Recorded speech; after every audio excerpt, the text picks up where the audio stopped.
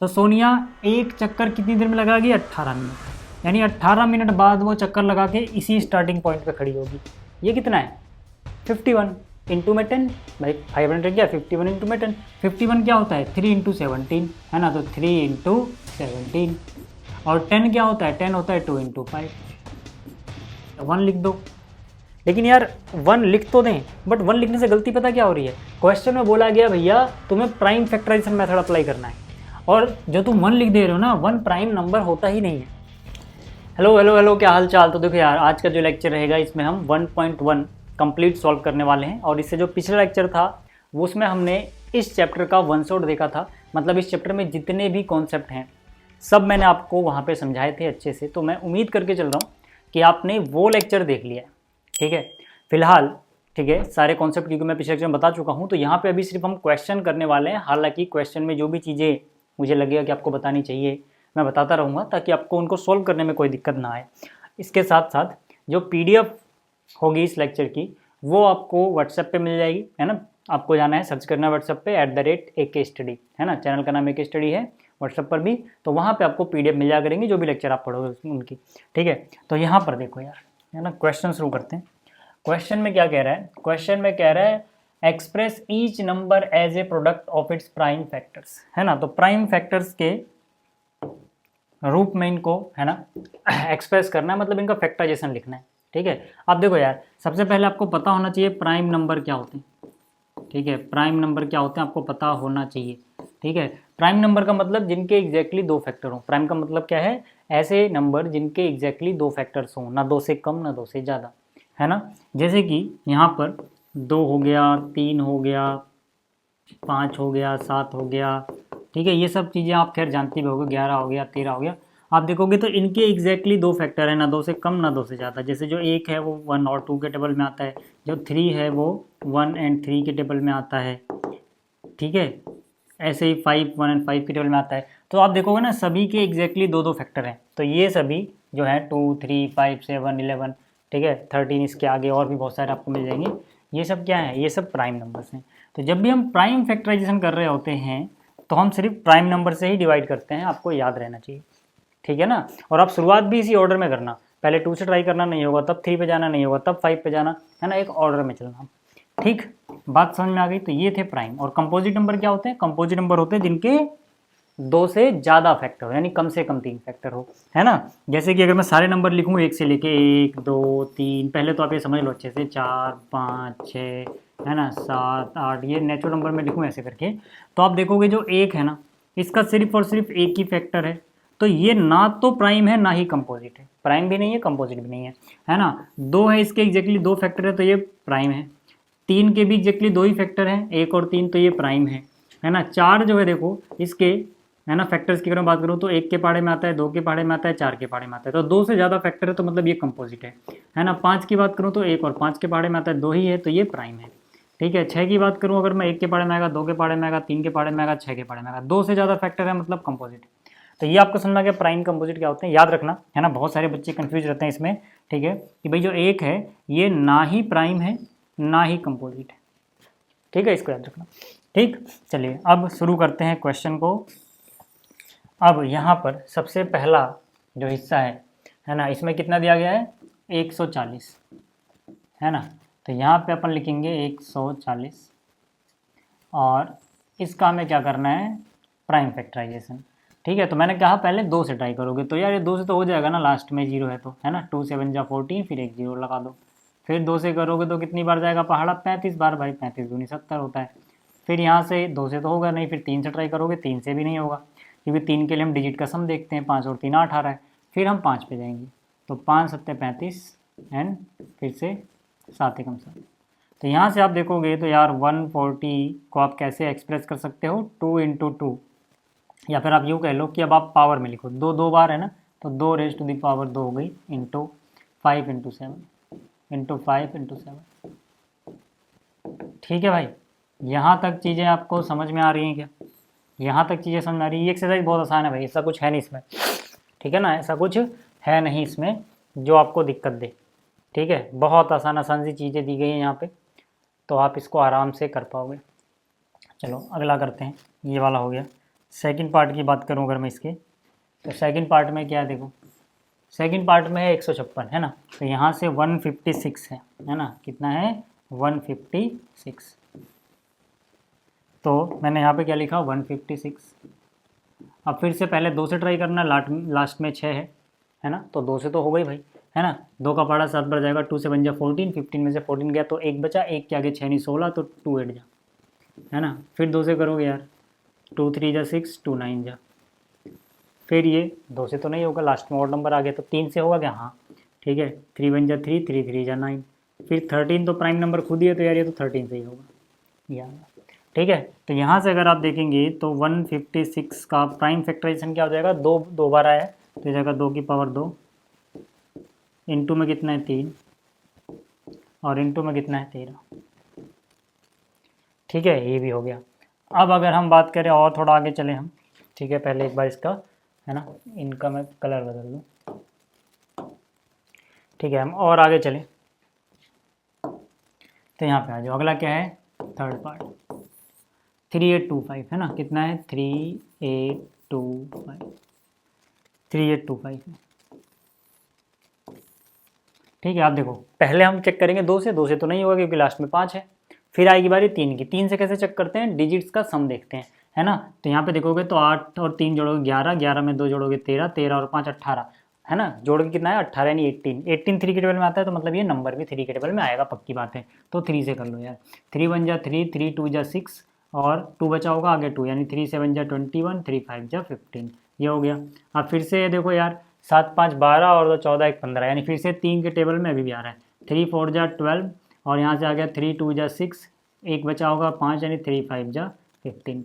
अब फिर से देखो क्या ये 3 के टेबल में आ रहा है, 4 2 6 और 5 11, है ना, डिजिट्स का सम 11 है, इसके डिजिट्स का सम 11 है, 5 2 7 4 11, है ना, तो ये 3 के टेबल में नहीं आएगा, लास्ट में 5 है तो 5 के टेबल में आएगा, क्योंकि 5 के टेबल में वो सभी नंबर्स आते हैं जिनके लास्ट में 0 या 5 हो, मतलब यूनिट प्लेस पे, है ना, तो 5 का पहाड़ा 8 बढ़ जाएगा 40, और 5 पंजे 25, अब ये फिर से 5 के पहाड़े में आएगा, है ना, 5 का पहाड़ा एक बार गया, 3 और 5 35, यानी 5 7 35, फिर क्या होगा 17, तो यार प्राइम नंबर है तो 17 सही होगा, यानी 17 सही होगा।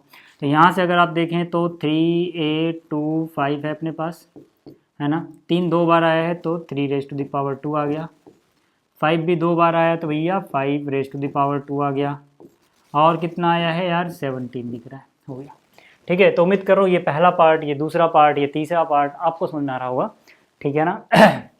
अब बात करते हैं चौथे की, चौथे में क्या है 5005, है ना। फोर्थ पार्ट की अगर मैं बात करूँ सर, किसकी, फोर्थ पार्ट की अगर मैं बात करूँ सर, है ना, तो यहाँ पर कितना है 5005, ठीक है। अब क्या करना है मुझे, पहले ट्राई करना होता है 2 से, लेकिन 2 से होगा नहीं, लास्ट में देखो 5 दिख रहा है, फिर ट्राई करना होता है 3 से, 3 से होगा नहीं क्योंकि डिजिट्स का सम 10 है, 10 3 के पहाड़े में नहीं आता है, फिर किससे ट्राई करना होता है 5 से, तो 5 के पहाड़े में आएगा, है ना, तो 5 एकम 5, फिर 0 0 एंड 5, सॉरी 1, ठीक है। अब यहाँ से हम देखें तो ये 5 के टेबल में भी नहीं आता, हमें एक ऑर्डर में चलना है, पीछे 2 3 से तो हम चेक कर चुके थे ना, फिर 5 पे आए थे, 5 में 5 के आगे 7 आएगा, 7 के पहाड़े में देखें तो ये आ रहा है, ठीक है, 7 के पहाड़े में देखोगे तो 7 एकम 7, 3 बच गया 0, है ना, 30 हो गया, 7 चौका 28, 2 और 1 यानी 7 3 21। अब देखें तो ये 7 के पहाड़े में भी नहीं आ रहा, अब 7 के बाद किससे चेक करोगे 11 से, क्योंकि हमें प्राइम नंबर से ही करना होता है ना, तो 11 के पहाड़े में ये आ रहा है। डिविजिबिलिटी रूल्स अगर आपको नहीं पता है ना, तो उस पर अलग से वीडियो बना रखिए, है ना, आप वो देख लेना, आपको पता लग जाएगा कौन किससे कब डिवाइड होता है कब नहीं, उसके नियम क्या कैसे चेक करते हैं, ठीक है ना, मैं लिंक डिस्क्रिप्शन में दे दूँ, ठीक है। तो 11 का पहाड़ा एक बार पढ़ा, कितना बच गया 3, 3 क्या 3 33, यानी 11 3 33। अब आपको पता है यार 13 तो प्राइम नंबर है, 13 के टेबल में आएगा, तो यहाँ से अगर आप देखेंगे 5005 इज इक्वल टू अपन लिख सकते हैं 5 इंटू 7 इंटू 11 इंटू 13, है ना, 5 7 11 13, 5 7 11 एंड 13। तो उम्मीद कर रहा हूँ कि ये भी आपको समझ में आ गया। इसके बाद यार इसका आखिरी हिस्सा रहता है, कौन सा हिस्सा, पांचवा हिस्सा कौन सा भाई, 7 4 2 9, है ना, 7 4 2 9। इसमें हो सकता है आप में से बहुत सारे बच्चों को दिक्कत हुई होगी, 7 4 2 9, है ना, क्योंकि इसमें आपको शुरुआत में समझ में नहीं आ रहा होगा ये डिवाइड होगा किससे,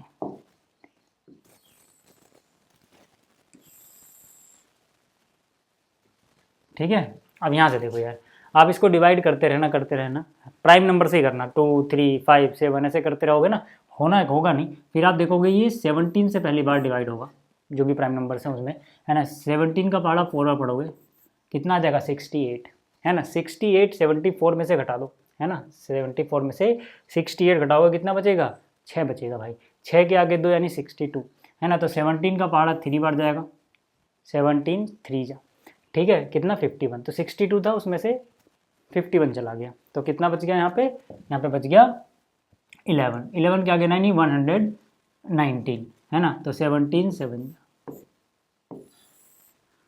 अब अगर आप देखोगे तो 19 से होगा, क्योंकि मैंने पहले कर रखा है इसलिए मुझे पता है, शुरुआत में मुझे पता है, इसमें दिक्कत रहती है सबको, ठीक है। 19 का पहाड़ा कितनी बार जाएगा भाई, 2 बार, कितना हो जाएगा 38, है ना।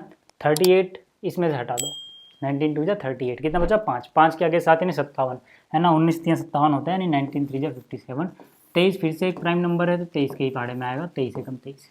बात समझ में आ गई कि आपको यहाँ तक की चीज़ें क्लियर हो रही हैं, ठीक।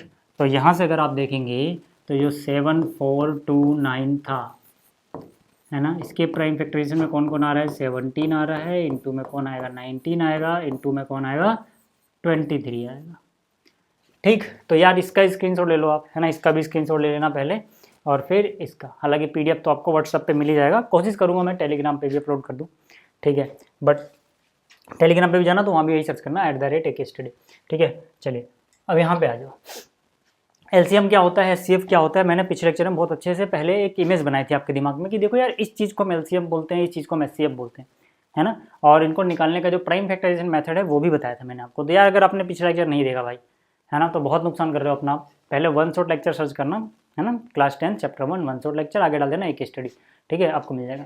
चलिए यहाँ पर देखो, जो क्वेश्चन 2 है पहले समझो इसको पूछ क्या है, फिर आगे बात करते हैं। कह रहा है फाइंड दी एलसीएम, है ना। पहली बात तो एलसीएम फाइंड करना है, फिर एचसीएफ फाइंड करना है ना, जो भी इंटीजर्स हमें दिए गए हैं, और वेरीफाई करना है कि इनका जो एलसीएम इंटू एचसीएफ है वो प्रोडक्ट ऑफ द 2 नंबर्स है ना। ये एक फॉर्मूला ही होता है, मैंने आपको बताया था कि भाई अगर 2 नंबर आपके पास हैं, आपने उनका एलसीएम फाइंड कर लिया, एचसीएफ फाइंड कर लिया, तो उनके एचसीएफ और एलसीएम का जो प्रोडक्ट होगा, जो उनको गुणा करके आएगा, वही बराबर आएगा जो उन नंबर्स को, यानी कि उन नंबर्स का जो प्रोडक्ट होगा, ठीक है, यानी उन नंबर्स को जो गुणा करके आएगा। तो यहाँ पर, है ना, फर्स्ट पार्ट की अगर मैं बात करूँ सर, है ना, यहाँ पे अगर मैं फर्स्ट पार्ट की बात करूँ तो फर्स्ट पार्ट में क्या है अपने पास, फर्स्ट पार्ट में अपने पास है 26 एंड 91। अब आपको पता है यार 26 जो है ये कितना होता है, 13 दूनी 26, यानी 2 गुणा में 13, अलग से कोई करने की जरूरत नहीं, इतना दिमाग आपका काम करता है ना। 91 क्या होता है, 13 7 91, यानी 7 गुणे 13। अब हमें निकालना क्या था, हमें निकालना था एचसीएफ और हमें निकालना है एलसीएम, 2 चीज़ें निकालनी है हमें। अब याद करो मैंने आपको क्या कहा था, है ना, हालांकि मैं पूरा डिटेल में तो नहीं जा रहा, वो स्लाइड नहीं लेके आऊँगा यहाँ पे, है ना, आप देख लेना पिछले लेक्चर, बट मैंने आपको कहा था कि जब भी हम एचसीएफ की बात करें तो जो भी हमने इनको फैक्टराइजेशन इनका किया है, इसमें देखना होता है कि दोनों के पास ऐसे कौन से फैक्टर है जो दोनों के पास, यानी कॉमन फैक्टर कौन कौन से हैं एचसीएफ में। तो कॉमन फैक्टर कौन कौन से, देखो 13 ही है बस, है ना, 13 दोनों के पास। तो जो कॉमन होता है वही लिखते हैं हम बस, यहाँ पे उन्हीं का प्रोडक्ट लिखते जाते हैं, मतलब जो जो कॉमन गुणा करते रहो। और इनकी पावर कौन सी आएगी, है ना, मैंने इसका ट्रिक बताया था कि अगर H4 हाईएस्ट है तो इसका उल्टा कर दो, यानी लोवेस्ट, यानी जब हम एक्सपोनेंट लिखते हैं इसका कि भाई इसकी पावर में क्या लिखें, तो हम छोटा वाला लिखते हैं, भले यहाँ पे H4 हाईएस्ट है बट पावर में उल्टा करेंगे। अब क्योंकि यहाँ पे जैसे मान लो अगर पावर 2 होती, यहाँ पे 3 होती, तो छोटा कौन होता 2, तो हम यहाँ 2 लिख देते भाई, लेकिन अब दोनों के पास ही पावर 1 1 है ना यार, तो बस वही लिख दो, ठीक है। अच्छा एलसीएम की, अभी आपको इस एग्जांपल समझ में उतना नहीं आया होगा, अभी हम और आगे करेंगे समझना पड़ेगा, क्योंकि इसमें दोनों को बराबर था और कोई कॉमन नहीं था इसलिए। हाँ एलसीएम में मैंने आपको क्या बताया था, मैंने कहा था कि जितने भी फैक्टर इन्वॉल्व हो गए सबको लिखना होता है ना, जो भी फैक्टर इन्वॉल्व, 2 इन्वॉल्व हो गया कहीं ना कहीं, 7 इन्वॉल्व हो गया कहीं ना कहीं, 13 भी इन्वॉल्व हो गया कहीं ना कहीं।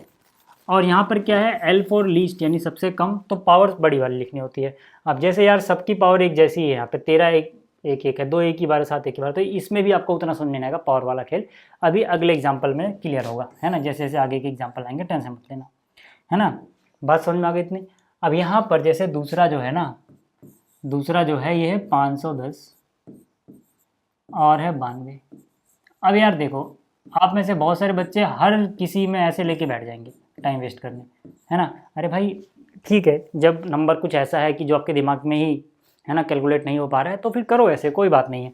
बट यार एक बात बताओ, ये जो 510 लिखा हुआ है इसके बारे में आप डायरेक्ट सोच पाओगे? जिसके लास्ट में 0 हो उसको अलग करो पहले 10, यानी यहाँ पे आ जाएगा 51 इंटू 10। और आपको पता है यार 51 क्या होता है? 51 होता है 17 3 51, 3 गुणे में 17।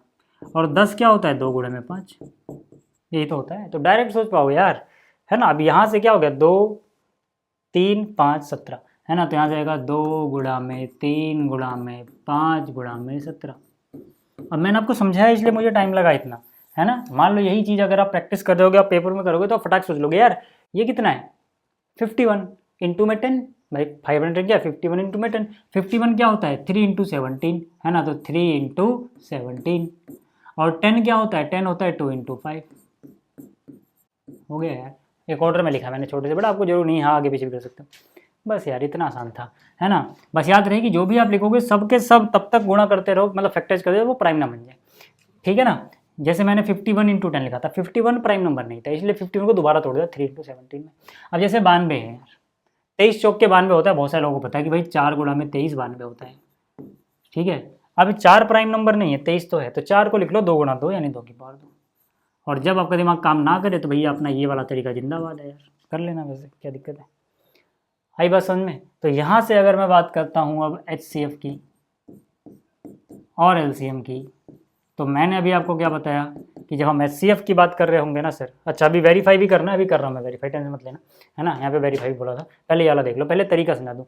जब हम HCF की बात कर रहे होते हैं तो हम क्या बोलते हैं कि यार देखो, पहली बात तो कॉमन फैक्टर लिखो। कॉमन मतलब जो दोनों के पास हो, जैसे 2 इसके पास भी है तो इसके पास भी है, तो यहाँ पे हम 2 लिखेंगे भाई। और मैंने क्या बोला, H4 हाईएस्ट है, लेकिन जो इसका रेज टू द पावर में या एक्सपोनेंट लिखेंगे वो लोवेस्ट वाली आएगी, जहाँ पर भी आपको 2 की पावर कम दिख रही है। जैसे यहाँ पे 2 की पावर 2 नज़र आ रहा है, लेकिन यहाँ पे 2 की पावर 1 नज़र आ रहा है, तो कम कौन सा है? 2 की पावर 1, है ना। तो यानी कि यहाँ पे आप क्या लिखोगे, यहाँ पे आप लिखोगे √2 रेज़ टू द पावर 1 यानी 2 आएगा। एलसीएम की बात करें तो मैंने कहा जो भी फैक्टर इन्वॉल्व हो गया, देखो और कोई कॉमन नहीं है ना, जो भी फैक्टर इन्वॉल्व हो गया सबको लिख दो।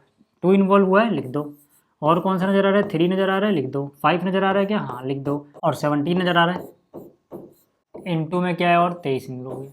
लेकिन क्योंकि यहाँ पे एयर फॉर लीस्ट है तो इसका उल्टा क्या होगा, लीस्ट का उल्टा हाईएस्ट, तो पावर हाईएस्ट वाली लिखोगे, 2 की पावर 1 2 की पावर 2 2 की पावर 2 आएगा। अब हम क्या कर लेंगे, हम इनको गुणा कर लेंगे, 2 की पावर 2 4 4 गुणा 3 12 12 गुणा में 5 करोगे 60, है ना। देखो यहाँ तक 60 आ गया यार। अब इसको 17 से करना कितना आसान है, 17 गुणा में 6 102 होता है, 102 के आगे 0 लगा दोगे, है ना।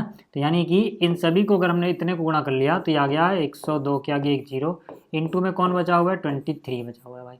23 से मल्टीप्लाई करोगे तो कितना हो जाएगा, 23 को 0 से करोगे 0 हो जाएगा, 23 2 जा 46 होता है, कैरी गया 4, लेकिन ये 0 होगा तो 4 यहाँ आ जाएगा, फिर 23 बन जाए 23, ये आ गया भाई, है ना। अब जरा जांच कर लेते हैं, है ना। अब जरा जांच कर लेते हैं, हमसे बोला गया था यार वेरीफाई भी करो हर एक को, है ना। पहले इसकी बात करते हैं, वेरिफिकेशन।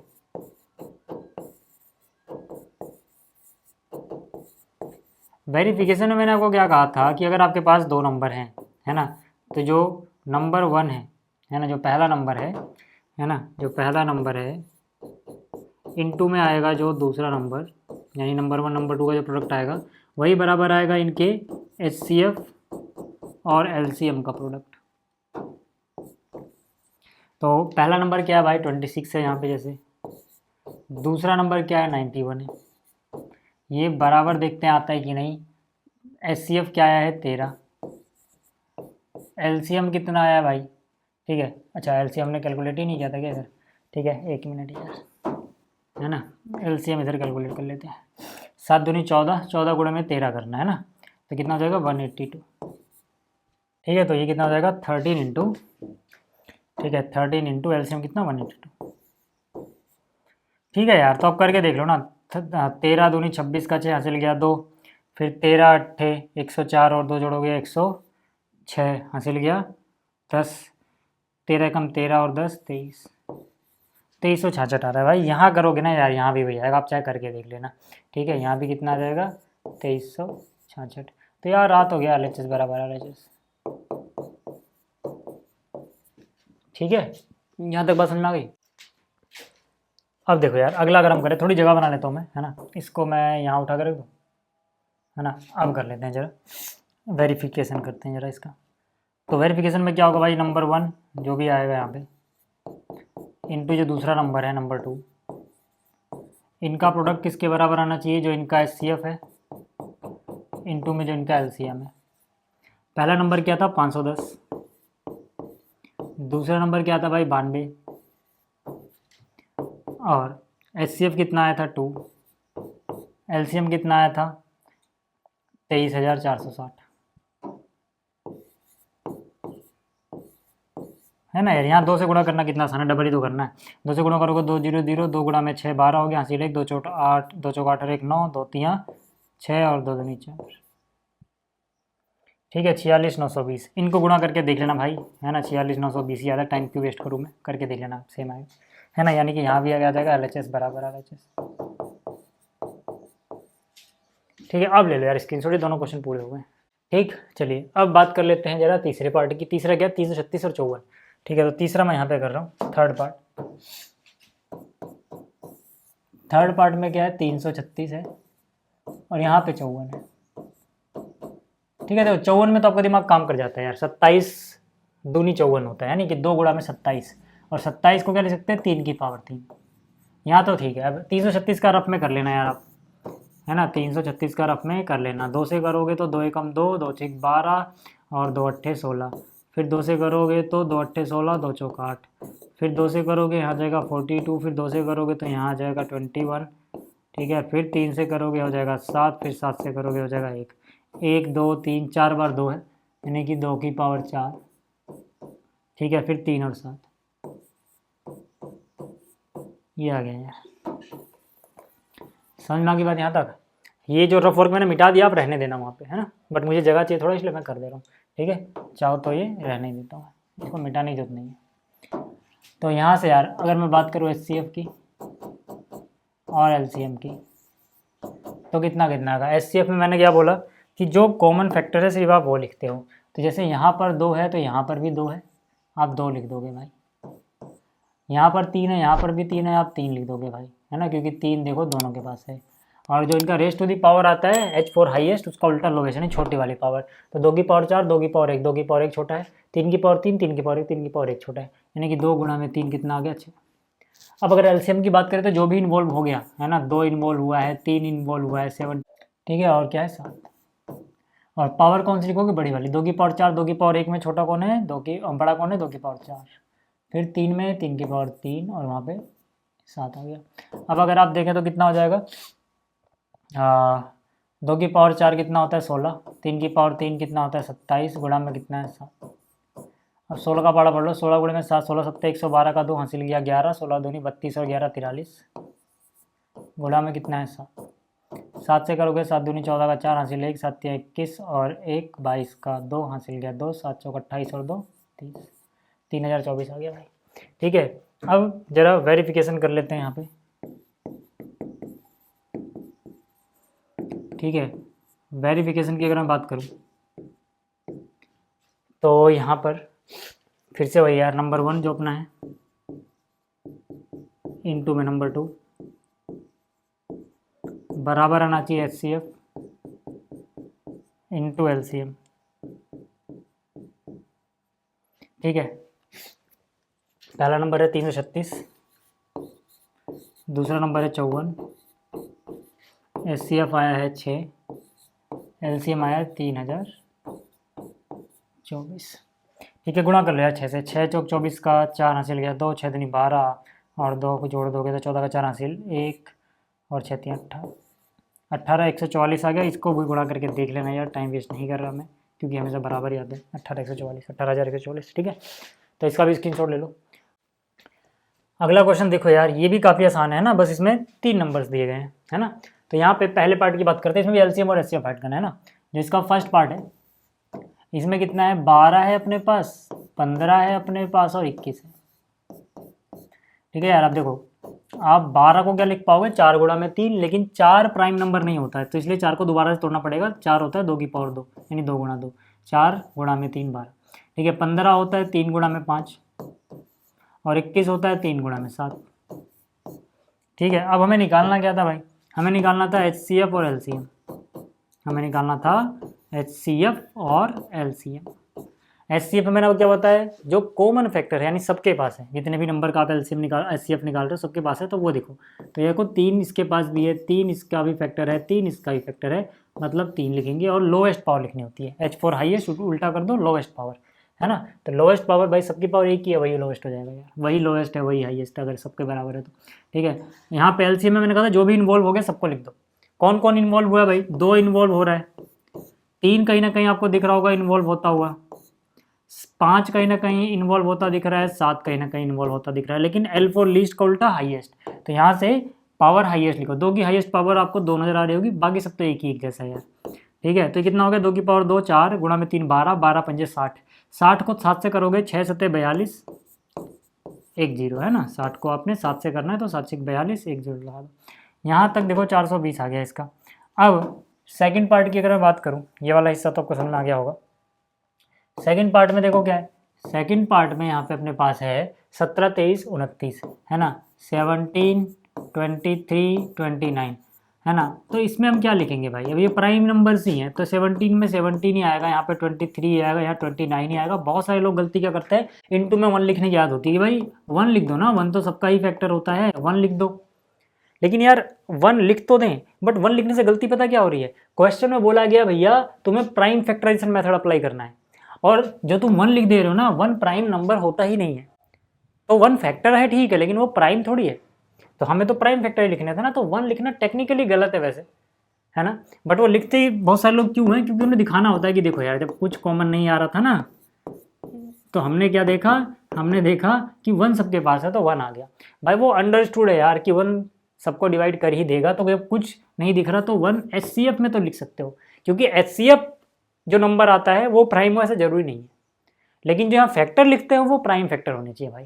तो अगर आप बिल्कुल सही करना चाहते हो तो यही सही तरीका है, बट बहुत सारे टीचर भी अगर 1 ना लिखो ना तो बुरा मान जाते हैं, जबकि नहीं मानना चाहिए। 1 भाई प्राइम नंबर नहीं है, तो फैक्टर्स में नहीं लिख सकते आप उसको, ठीक है, फैक्टर है लेकिन वो प्राइम फैक्टर नहीं है। अब बात कर लेते हैं एलसीएम की, ठीक है। एलसीएम में क्या यार, जो भी इन्वॉल्व हो गया सबको गुणा कर दो, 17 गुणा में 23 गुणा में 29, ठीक है। देखो इनकी गुणा आप कैसे करोगे, आसान कैसे पड़ेगा, 29 को पहले इससे कर लो यार, क्योंकि भले ही 29 का पहाड़ आपको ना आता हो, लेकिन यहाँ ज़्यादा बार पढ़ना भी तो नहीं है, 3 बार पढ़ना है, 2 बार पढ़ना है, इतना तो कर लोगे यार। 29 करोगे तो कितना हो जाएगा, 87, है ना, 20 × 60 9 × 27, 87, 87 का 7 आ गया, हासिल गया 8, फिर 29 दूनी आपको पता है 58 होता है, 58 में 8 जोड़ दोगे, है ना, तो 58 और 8 कितना होता है 66, गुणा में कितना 17, तो 17 को मैंने इसलिए बचा के रखा था क्योंकि 17 का पहाड़ अपने को आता है ना। तो 17 गुणा में 7 करोगे, है ना, 17 7 119 का 9 हासिल गया 11, 17 गुणा में 6 करोगे 102, 102 में 11 जोड़ोगे कितना हो जाएगा 113 का 3 हासिल गया 11, फिर 17 छक्का 102, 102 में 11 जोड़ोगे 113, ये आ गया यार, ठीक है। तो ये स्क्रीनशॉट ले लो, फिर आगे चलते हैं, ठीक है। अगला हिस्सा क्या है, 8 9 और 25। तो देखो यार यहाँ पे 8 9 और 25 थर्ड पार्ट में, यहाँ पर है 8, यहाँ पे है 9, यहाँ पे है 25। अब आपको पता है 8 होता है 2 गुणा में 2 गुणा 2 यानी 2 की पावर 3, 9 होता है 3 की पावर 2, और 25 होता है भैया 5 की पावर 2। तो अगर मैं यहाँ पे HCF की बात करूँगा तो कुछ भी कॉमन नहीं दिख रहा है तो 1 लिख दोगे, क्योंकि 1 फिर सबका ही फैक्टर होता है ना। LCM मैं देखूंगा तो भाई जो इन्वॉल्व हो गया सबको लिखोगे, यानी 2 की पावर 3 गुणा में 3 की पावर 2 गुणा में 5 की पावर 2, तो 2 की पावर 3 8 होता है, 3 की पावर 2 9, है ना, और 5 की पावर 2 25, तो यहाँ से का 8 9 72 गुणा में 25 कितना हो जाएगा, 25 दूनी 50 हासिल गया 5, और 25 सत्ते 175, और 5 जोड़ दोगे 180, यानी कि हो जाएगा 1800। चलो यार ये भी हो गया। अब अगले क्वेश्चन की बात करते हैं। चौथे क्वेश्चन पे आ जाओ। कह रहा है गिवन है कि भैया इन दोनों नंबर का जो HCF है वो 9 है। ऐसे लिखने का मतलब क्या है कि ब्रैकेट में जो लिखा है उन दोनों नंबर का HCF है कौन, 9, यानी कि HCF of this number and this number is 9 and LCM of this number and this number क्या होगा, ये हमें बताना है। तो हमें पता है यार, हमें पता है कि अगर अपने पास 2 नंबर हैं, है ना, 2 नंबर हैं, नंबर 1 इंटू नंबर 2, ठीक है, तो इन दोनों का जो प्रोडक्ट आता है वो बराबर होता है इन दोनों के HCF और LCM के प्रोडक्ट के। पता है कि नहीं, अपने को पता है भाई, ठीक है ना, ये अपने को पता है, ठीक है। तो हम क्या करेंगे, बस वैल्यू पुट कर देंगे। यहाँ पे HCF दिया गया है 9, तो HCF की जगह 9 आ गया। LCM नहीं दिया गया तो LCM की जगह LCM रहेगा इज इक्वल टू, ठीक है ना, इज इक्वल टू नंबर 1 कितना है 306, तो यहाँ आ जाएगा 306 इंटू नंबर 2 कितना है 657, तो यहाँ से LCM कितना हो जाएगा भाई 306 अपनी जगह रहेगा, 657 अपनी जगह रहेगा। दोनों तरफ अगर मैं 9 से डिवाइड कर दूँ तो यहाँ कट जाएगा, यहाँ पे 9 आ जाएगा। तो यहाँ से कितना 9 1 जा 9, 9 7 63 होता है, तो 2 और 7 27, 2 के आगे 7 27, यानी कि 9 3 27 है ना।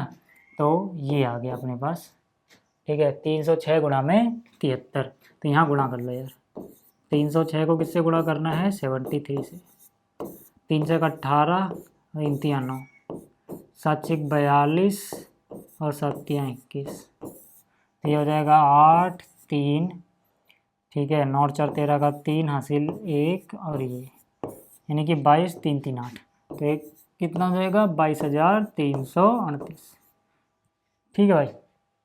ये हो गया यार, क्लियर होगी बात। तो ये चौथा क्वेश्चन था। अब अगला देखो यार, अगले में क्या कह रहा है, check whether 6 raise to the power n can end with digit 0 for any natural number और नॉट, ठीक है। जो n है वो नेचुरल नंबर है। तो ये क्वेश्चन का बेस मैं आपको पिछले लेक्चर में बता चुका हूँ, फिर भी है ना, जिन्होंने नहीं देखा वो देख लो कि अगर अपने पास कोई भी नंबर हो, मैंने आपको ये बताया था, कोई भी नंबर हो जिसमें कुछ इस फॉर्म में अगर लिख दिया जाए base raise to the power n, जहाँ पे जो n है ना ये कोई है ना नेचुरल नंबर है, मतलब कि 1 हो सकता है, ये 2 हो सकता है, ये 3 हो सकता है, ये 4 हो सकता है, कोई भी नेचुरल नंबर है ये, ठीक है। तो हम क्या बोलेंगे, हम कहेंगे कि यार देखो, हम ना सिंपली देखेंगे कि जो बेस है ना, जो बेस है इसका फैक्टर निकाल लेंगे। बेस के फैक्टर्स में कम से कम 1 बार 2 1 बार 5 आ जाए, इसके अलावा कुछ हो ना हो कोई बात नहीं, लेकिन कम से कम 1 बार 2, कम से कम 1 बार अगर 5 है तो वो 2 गुणा 5 गुणा करोगे तो 10, यानी कि इसके फैक्टर में 10 भी छुपा हुआ है, 10 से गुणा करके लास्ट में 0 आता ही है। तो मतलब हमें 2 और 5 ढूंढना होता है प्राइम फैक्टर्स में।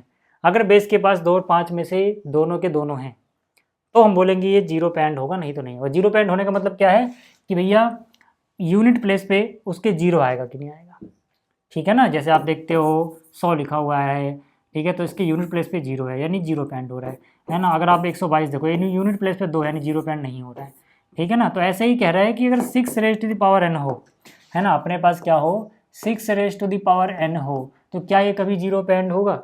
हम बोलेंगे नहीं होगा भाई, क्योंकि 6 raise to the power n को क्या ले सकते हो, 6 को ले सकते हो 2 × 3। अगर मैं इसके बेस के फैक्टर निकालूं तो ये जगह 2 × 3 raise to the power n। मुझे पता है कि अगर बेस के फैक्टर में 2 और 5 दोनों के दोनों ही मौजूद हैं तभी वो नंबर 0 पे एंड हो सकता है ना, अगर n यहाँ पे कोई नेचुरल नंबर है तो, ठीक। तो हम क्या बोलेंगे, क्योंकि इसके पास देखो भाई, है ना, इसके पास 2 तो है लेकिन 5 नहीं है, तो ये 0 पे एंड नहीं होगा। लेकिन कन्फ्यूजन एक क्या आती है कि सोचो कि हमने 6 का फैक्टराइजेशन किया तो आया 2 × 3। अब क्या पता दुनिया में कोई और भी फैक्टराइजेशन होता हो 6 का, यानी कि प्राइम फैक्टर्स के प्रोडक्ट के रूप में हम 6 को लिख पाएँ किसी और तरीके से, 2 और 3 के अलावा। हो सकता है कि उन फैक्टर में 2 और 5 भी आता हो, तो मान लो अगर ये कन्फ्यूजन आ जाए, है ना। अब आपको पता है कि सर ऑब्वियस सी बात है कि ये नहीं आएगा, बट फिर भी है ना, अगर आपको प्रूफ करने को बोले तो आप प्रूफ कैसे करोगे इस चीज़ को, है ना। ऐसा तो नहीं बोलोगे यार मुझे नहीं लगता नहीं आएगा, ठीक है।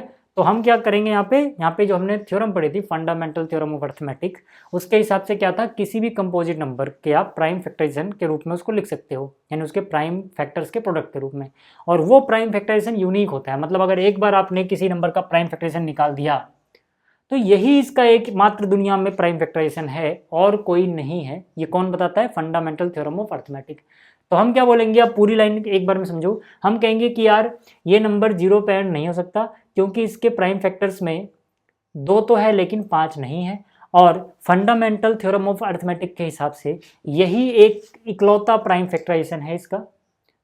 समझ में आ गई बात। तो ये कभी भी 0 पे एंड नहीं होगा, ठीक है, यानी इसका कोई दूसरा प्राइम फैक्टराइजेशन है ही नहीं जिसमें 5 या 2 दोनों एक साथ आ जाते हैं, 5 और 2, ठीक है। तब इसको लिख के कैसे दिखाएंगे, पहले मैं लिख देता हूँ, मैं समझा देता हूँ, ठीक है। तो देखो यार, जो मैंने आपको समझाया वही यहाँ पे अच्छे से लिख दिया है, ठीक है ना, वही मैंने अच्छे से लिख दिया है कि किसी भी नंबर को अगर एंड होना है 0 से, है ना, तो इसके पास क्या होने चाहिए, इसके पास दोनों होने चाहिए। कौन दोनों होना चाहिए, 2 और 5, है ना, इसके पास दोनों होने चाहिए, 2 और 5, है ना। लेकिन जो ये 6 रेज़ पावर n है जिसको हम ऐसे लिख पा रहे हैं, इसके पास सिर्फ 2 है, 5 नहीं है, इसके पास सिर्फ 2 है, 5 नहीं है। And this factorization is unique according to fundamental theorem of arithmetic, that's why, है ना। या फिर ये स्टेटमेंट इंप्लाई करती है कि 6 raise to the power n कभी भी एंड नहीं हो सकता है डिजिट 0 पे, चाहे हम कोई सा भी नेचुरल नंबर n ले लें।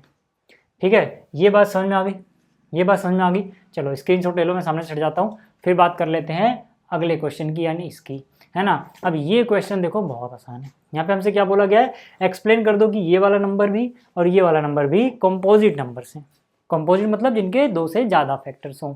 ठीक है, अब यहाँ पे देखोगे, अगर मैं इसके फर्स्ट पार्ट की बात करूँ तो अपने पास है 7 × 11 × 13 + 13।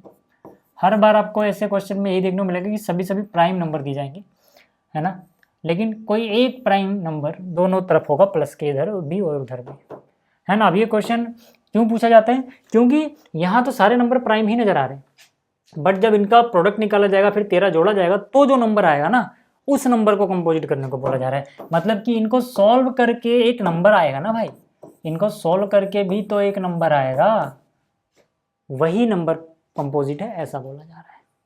ठीक है, अब हम क्या करेंगे, देखो करने का तरीका अपना बहुत सिंपल रहेगा कि यहाँ पर प्लस के इस तरफ प्लस के उस तरफ जो एक जैसी चीज़ है उसको कॉमन ले लो। तो यहाँ से 13 कॉमन लिया तो क्या बच गया यार, 7 × 11, और यहाँ क्या बच गया भाई 1। ठीक है, वहाँ क्या बच गया 1।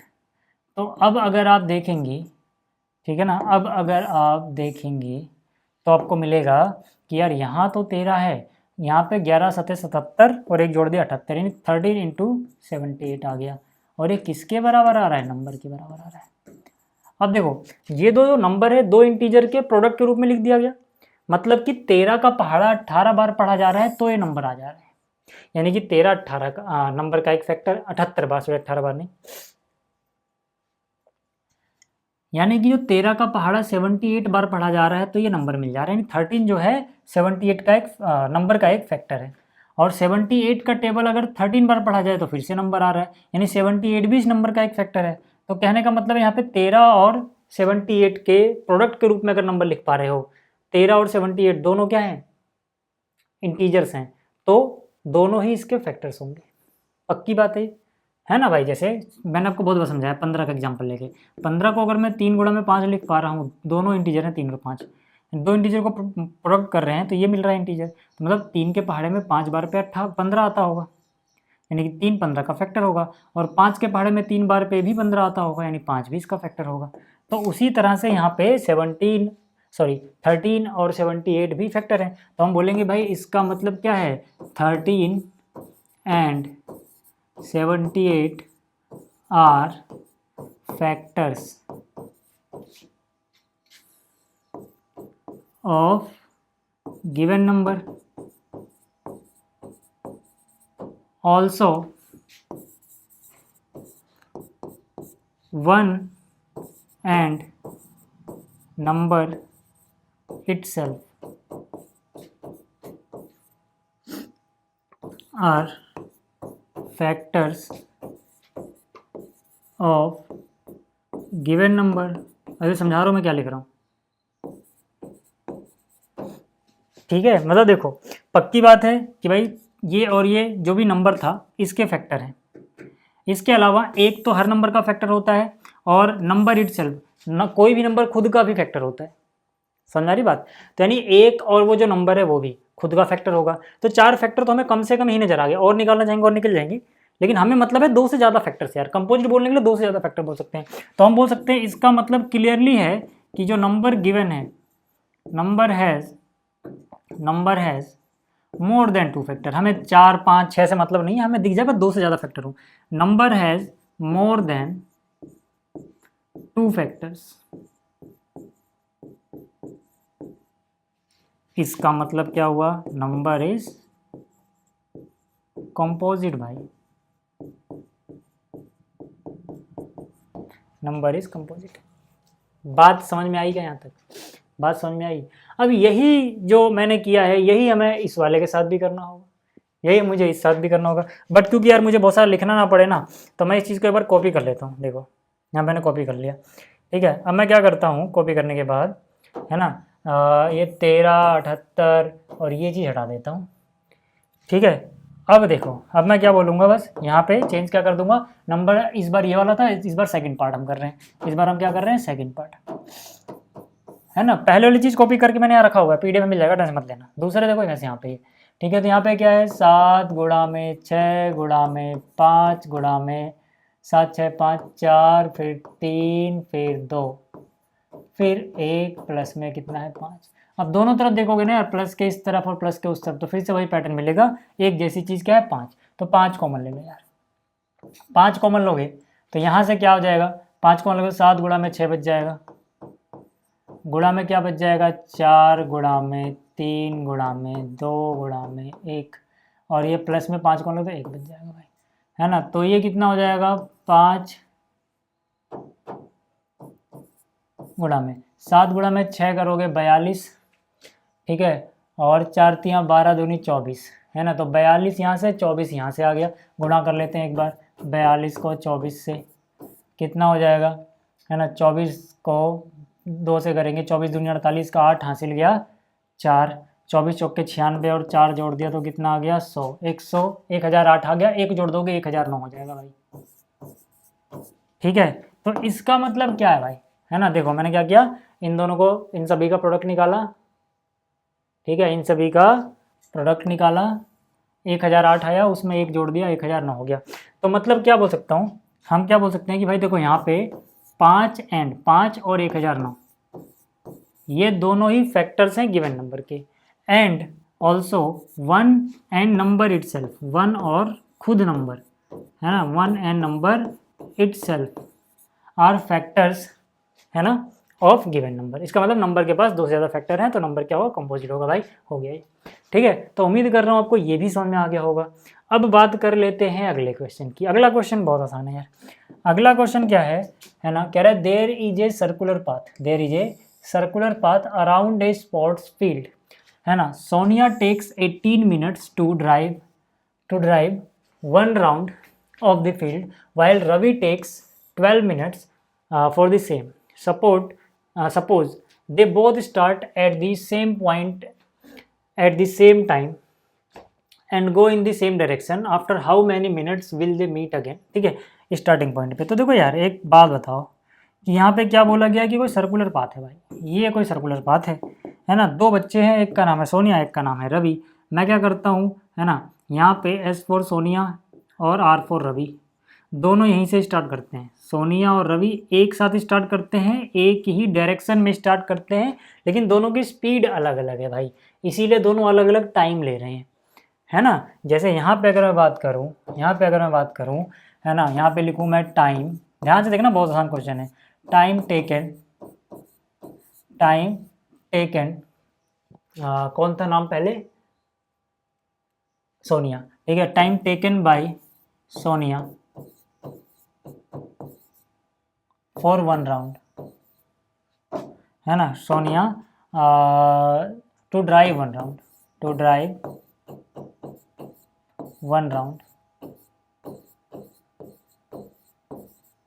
कितना है भाई, 18 मिनट। बहुत आसान क्वेश्चन है, ध्यान से देखना, ठीक है।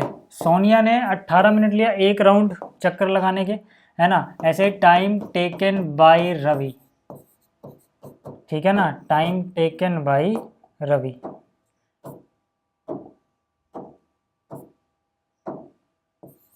ठीक है, टू ड्राइव 1 राउंड, कितना है 12 मिनट, ठीक है। ध्यान से देखना, अब यहाँ आपको समझ में आएगा कि यार एक बात सोचो, अगर मैं सिर्फ सोनिया की बात करूँ, है ना, तो सोनिया एक चक्कर कितनी देर में लगाएगी, 18 मिनट में, यानी 18 मिनट बाद वो चक्कर लगा के इसी स्टार्टिंग पॉइंट पे खड़ी होगी। अभी रवि को थोड़ी देर के लिए भूल जाओ, सोनिया का याद रखो यहाँ पे।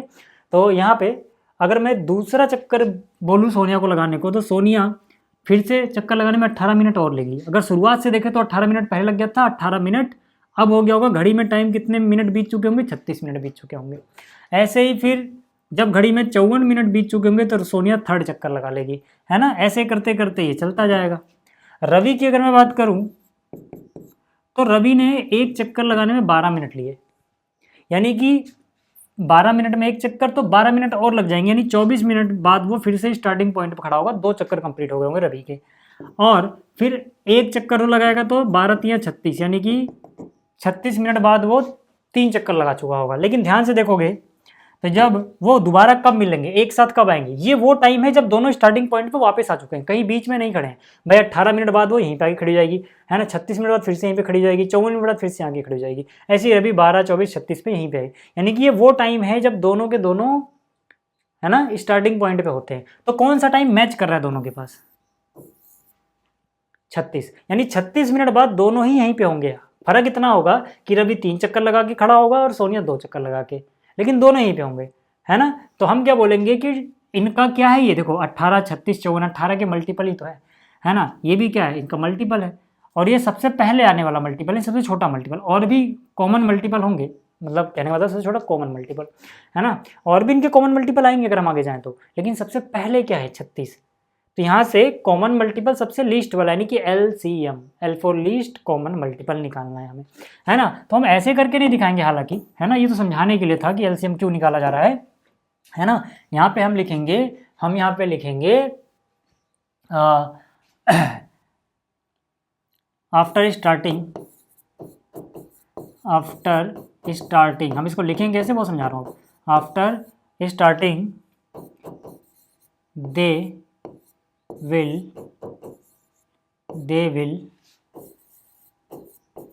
मीट अगेन, दोबारा कब मिलेंगे, वैसे तो बहुत बार मिलेंगे, है ना, लेकिन सबसे कम टाइम पे, है ना। They will meet again is LCM of, जो उनको एक चक्कर लगाने में टाइम लगता है, 18 और 12 का।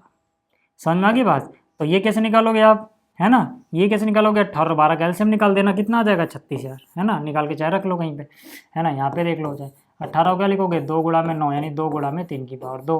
12 को क्या लिखोगे, 4 गुणा 3, यानी कि 2 की घात 2, 4 होता है, गुणा में 3। तो LCM क्या हो जाएगा भाई, LCM क्या हो जाएगा ना, इनका निकाल लेना, ठीक है, आ जाएगा आपको 36 मिल जाएगा। वैसे बात समझ में आ गई, बात समझ में आ गई। तो इसका स्क्रीनशॉट ले लो।